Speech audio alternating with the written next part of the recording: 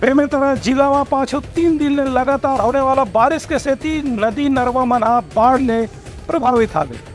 यह स्थिति ला देख के कलेक्टर 2-3 दिन की छुट्टी के करीन आवे घोषणा। बेमेतरा जिला में पिछला 2 से 3 दिन से लगातार सावन के झड़ी के संगे संग तेज और मध्यम वर्षा ला देखत जिला प्रशासन डाहर ले अवैया 3 दिन 27, 28 और 29 जुलाई के शासकीय, अर्धशासकीय और निजी स्कूल में छुट्टी के आदेश जारी करे गए है। जिला कलेक्टर डाहर ने जारी आदेश में कहे गए कि अत्यधिक वर्षा होने के सेती जिला के सभी शासकीय, अशासकीय और अनुदान प्राप्त विद्यालय के संगे संग सभी आंगनबाड़ी केंद्र में आगामी 3 दिन तक के अवकाश रखे जाही।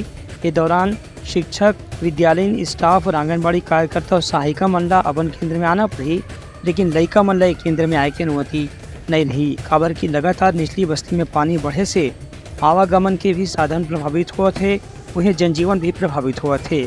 एक स्थिति जिला कलेक्टर डाहर ने राहत और बचाव दल के कर्मचारी मन ला भी सचेत रहे के निर्देश जारी करे गए हैं।